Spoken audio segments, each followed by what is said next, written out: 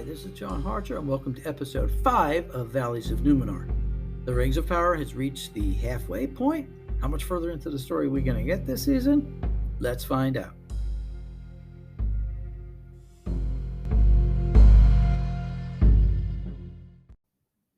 Episode 5, The Elvish Affair.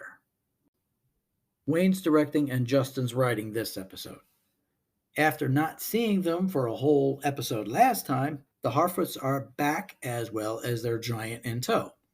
His speaking skills still aren't great, confusing large hand appendages for travel. Nori tries explaining danger to him, and he tries to tell her he's a danger. After they're done resting, it's time for a good old-fashioned Tolkien-type song and travel montage. Very cool-looking landscapes in New Zealand. At night, though, the stranger still stares at the stars. Back at his landing site, 3 beings in white appear. They almost look like those 3 angel-type beings that were chasing after Apollo, Starbuck, and Sheba when they were chasing after Count Iblis. I mean, we all know the crash site was the Pegasus and her dad was in there, right? That's why they kept her out. Sorry for spoilers for a 40-year-old show. Elsewhere, Adar and one of his orcs are in the woods. This loving, caring Allfather makes the orc put his bare arm in the sunlight, causing it to burn. Is it any wonder they love and follow this guy? At the watchtower, Bronwyn gives a shot at giving an inspiring speech and gets a lot of people on her side. Then the old guy with the Sauron mark on his arm said it would be a swell idea just to give up and surrender to the orcs. Hey, at least they'll be alive. So half the people start streaming out. Theo is tempted, but stays. Now, where's Gene Hackman telling them, "You're going the wrong way"? In Numenor, the ships are being prepared for their voyage to Middle-earth. Isildur begs his father to take him along, but he reminds him he didn't pass the test for the Sea Guild, or anything else for that matter. In the palace, while many people volunteered for the Queen's Gambit, a lot of the merchants aren't thrilled with losing their workforce, so they beg Pharazôn to intervene. Surprisingly, Arion is one of them. She tells Kevin to get his father to change the Queen's mind. As if it was that easy. In the blacksmith shop, Halbrand shows he's pretty good at sword making as well. Pass that blade over to Conan's dad. He'll put the hilt on it. The guards then bring him to the palace where he joins the Queen, Galadriel, and Pharazôn over what strategy they should take. He's a little surprised because of all the people who volunteered to go, he wasn't one of them. When Galadriel tells him they're going to put a crown back on his head, he yanks his necklace off and leaves it on the table. Boy, he really does not want to go back there. Back to the Harfoots, and they've reached the woods, which are desolate and barren and no leaves on the trees. That bad. Nori and Poppy realize there are wargs nearby and try to get back to the caravan, but the animals are right there. Right as the wargs are about to attack them, the giant shows up and throws them halfway across the glade. When they try to attack again, he slams his fist on the ground, sending them flying. This dissuades them for any further interaction, and they run away. Back on Numenor, the volunteers are training for battle, and they're not particularly graceful, so who better than an elf to help them out? Elendil promises them anyone who can even nick Galadriel will get a promotion. Isildur's mate Valendil gives it a try, but the elf keeps getting the better of him. His friend tries to help him out, but that doesn't work out any better. With 2 swords in hand, she goes all Musashi on them and takes on all of them at once.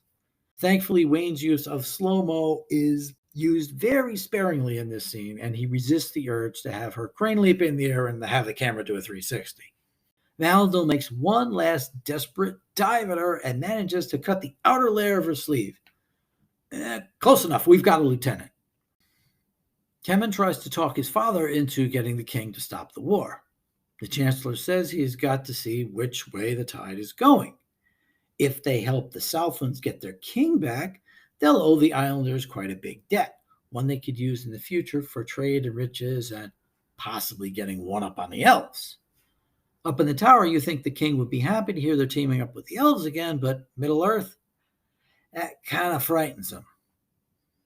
Back in the woods, Nori is bringing something to help the giant heal his wounds he got from battling the wargs. But he seems to be taking care of it himself. As his arm is in a pool of water, it starts turning to ice. When Nori tries to pull his arm out, she starts turning to ice. He speaks something in an ancient tongue and sends her flying. This finally scares her. Over in Linden, Gilgalad is hosting Durin at a dinner, and they never mention his name here when they have plenty of opportunity to do it, but at least they've said it earlier in the series. The king mentions he's noticed the dwarves have been really busy these days and wonders what's going on. The prince counters by noticing the dinner table is made out of something that the dwarves only use to honor their dead. The king apologizes and offers to send it home with them. Later, Elrond confronts the king about his mission, that it wasn't just about getting some help to build the forge.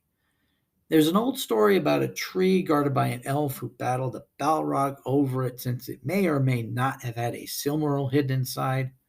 Lightning struck the tree and forced the light of the Silmaril through its roots into the depths of the mountain. And you can just hear those kids that hung around with Fred Astaire going, "So that's why Mithril glows." Yes, children, that's why. Elrond can't admit that, so the king shows him their tree, which has a lot of that black fluid we saw back in the first episode. If that consumes the tree, the elves will all soon die with it.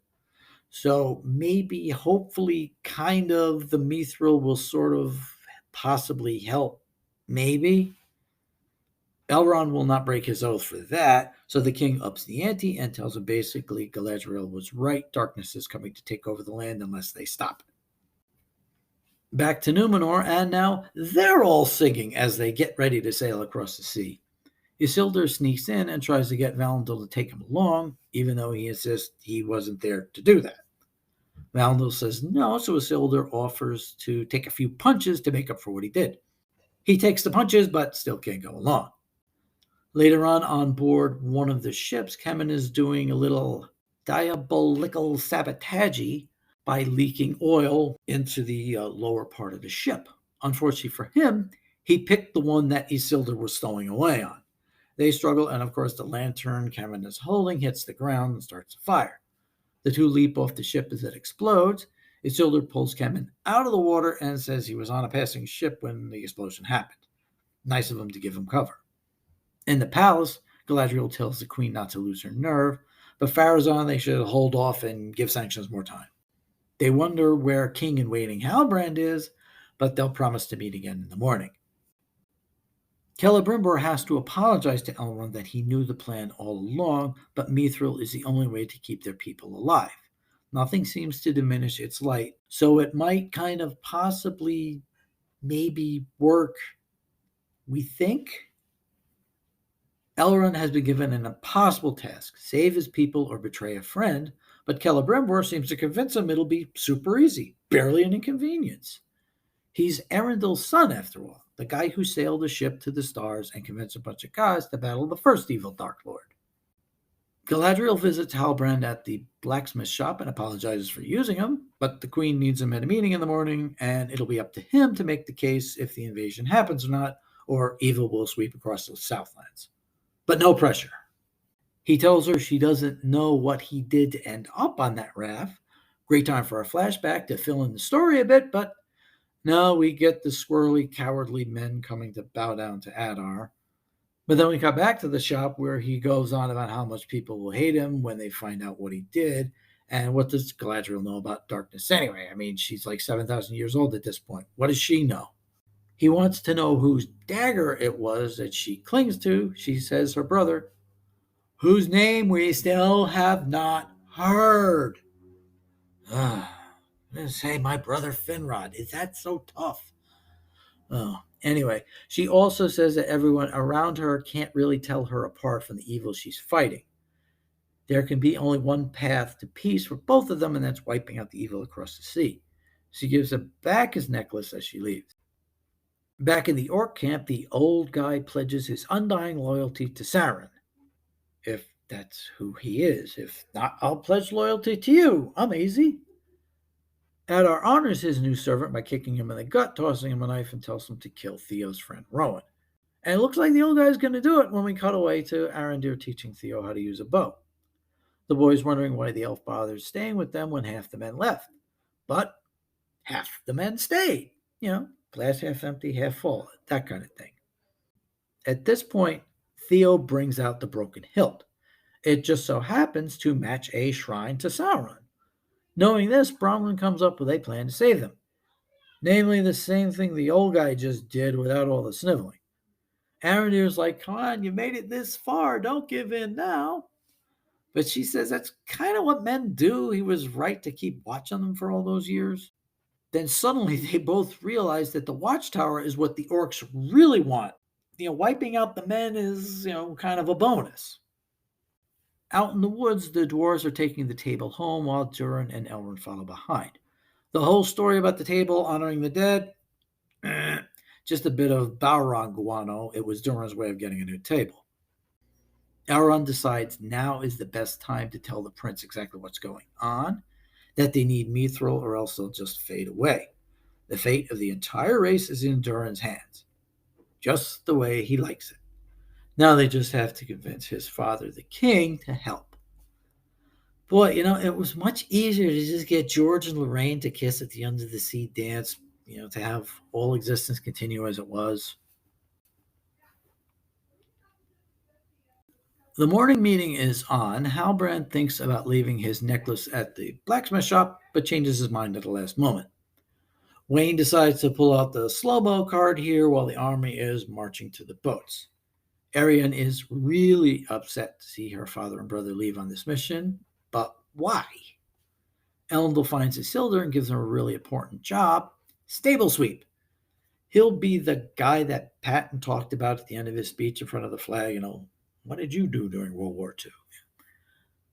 But, lucky for him, it is a one-horse town. Galadriel comes aboard in her Joan of Arc armor, all intact, and shakes hands with Halbrand, who's also all decked out. With that, the ships leave the harbor to triumphant music. Seems like this should have been the halfway point of the season, and it would have been in a 10-episode season, but we're 5/8 of the way through. They made a big deal about this being a 50-hour movie over 5 seasons, so you think, oh, so it's 10 episodes a season.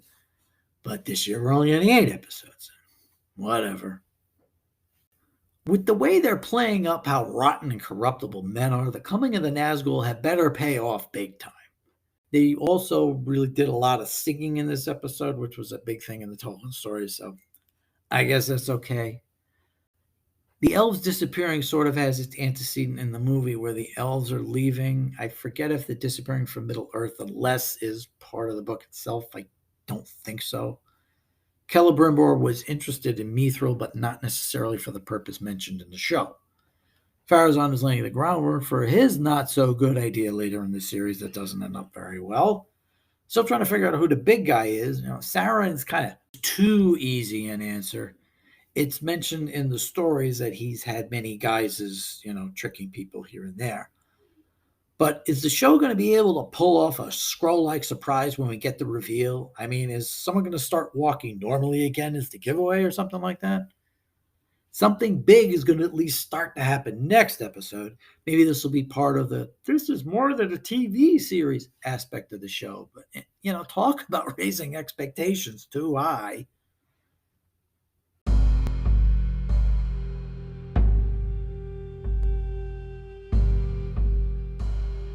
Next time, it's the return to Middle-earth for our merry band of travelers. Please hit the subscribe button if you like what you're hearing wherever you're hearing it. I'm John Harchar. Thanks for listening.